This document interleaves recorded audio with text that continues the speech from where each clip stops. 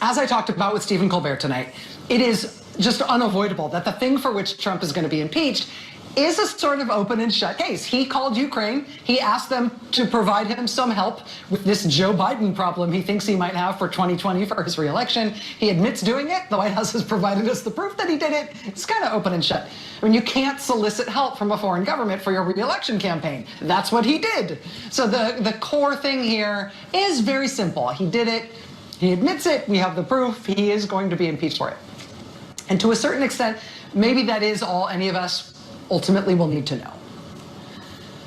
But if you have wondered at all why it is that Trump thought he could get something from Ukraine to use against Joe Biden in the 2020 election, it turns out there is a funny story there that might get more important as this goes on. So the president's lawyer, I guess, Rudy Giuliani, goes on TV now and he says, look, I've got this document. I've got the evidence against Joe Biden. What Trump was asking Ukraine for to help in his reelection, I've got it now. I've got the dirt on Joe Biden from Ukraine. Well, this is the document that Giuliani has been waving around. It is a statement, and as it says on the first page, it is a statement, quote, made at the request of lawyers acting for Dmitry Firtash for use in legal proceedings in Austria.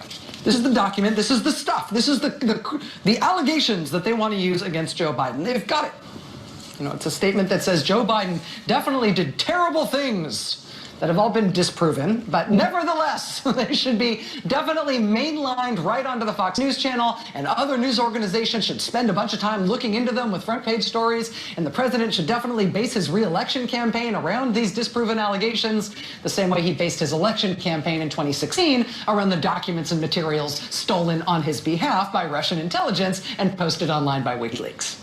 So that's how they are running this, right? It's not just that the president solicited help for his 2020 campaign from Ukraine. His personal lawyer now says, hey, I've got it. I've got what we were asking for. And this is what we're going to run our campaign around.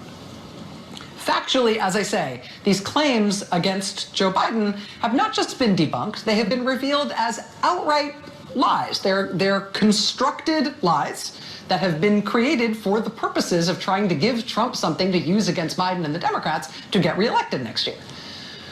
But why is it that the form they're coming in is this statement that has been provided to this guy, Dmitry Firtash? Why is this manufactured smear against Joe Biden, which is now going to lead to the president's impeachment, why has it been provided to President Trump and Rudy Giuliani by, quote, lawyers acting for Dmitry Firtash? So here's the part that I think is helpful in the book, because it's about that guy. All right, it's from page 231, chapter 19.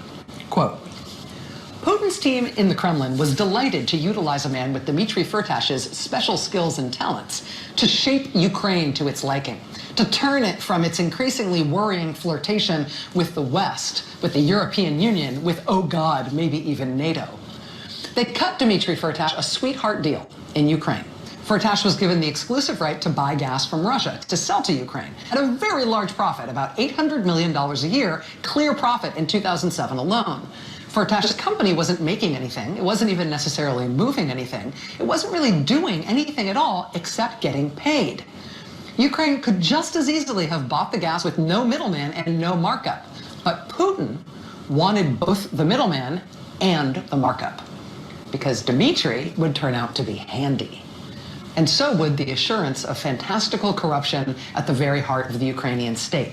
And so would the prospect of all the richest and most powerful and influential people in Ukraine being dependent on Russia's every whim. It cost the Russian gas company Gazprom a pretty penny, straight out of Russian government coffers, but it was worth it.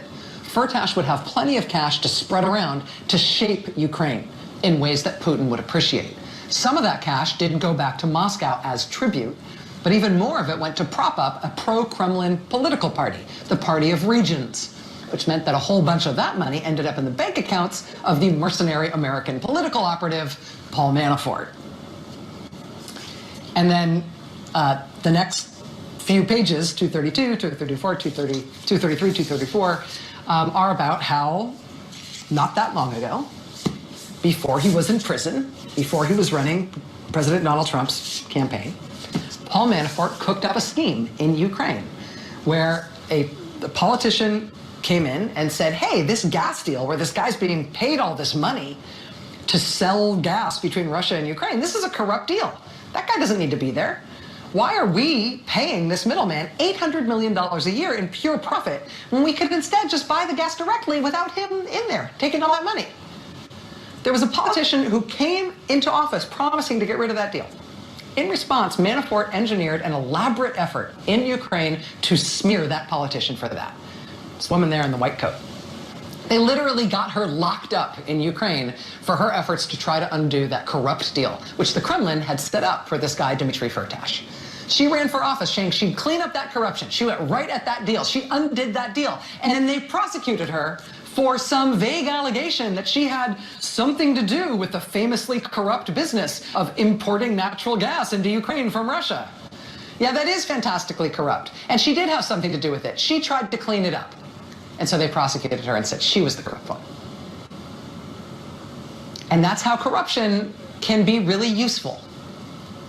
Corruption isn't always a cancer. Corruption isn't always a stain. Corruption is something sometimes they make happen on purpose. It can be really useful to unscrupulous and predatory political figures, right? That's why you might want to create it on purpose, and why Russia, in fact, has gone out of their way to do so in Ukraine, which has led to this situation in which our president is now going to be impeached for his dealings with Ukraine.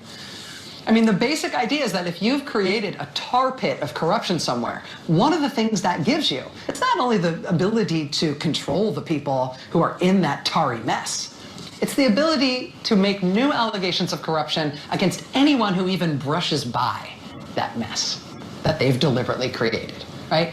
You can weaponize that against anyone. So I think this is helpful to see that before they ever tried to throw corruption charges at Joe Biden for the great crime of him standing up on behalf of the US government against corruption in Ukraine, before they ever tried running this playbook that they're trying to run right now against Joe Biden in Ukraine, they ran it the exact same way in the exact same country against another politician who posed a threat to a pro-Putin politician who had been advised by Paul Manafort. It's the exact same play. And then, as now, they used the Kremlin's guy in Ukraine, Dmitry Firtash. They used him to run the play the first time against that Ukrainian politician who they locked up. And they are using that same guy, Dmitry Firtash, again, to try to sell this same playbook, this time against Joe Biden. We found out a couple of weeks ago that Dmitry Firtash had signed up to lawyers who are potted plants, fixtures on the Fox News channel, who have Trump's ear, but otherwise don't provide much of a legal service to anyone. It was weird, right? Why is Dmitry Firtash signing up those two Trumpy lawyers? Oh, it's because they're going to try to Timoshenko Joe Biden. They're going to do that exact same thing they did to that politician in Ukraine, except this time they're going to do it to Joe Biden. They're running the exact same plot using the exact same people. Honestly, it's uncanny. It is a total rerun.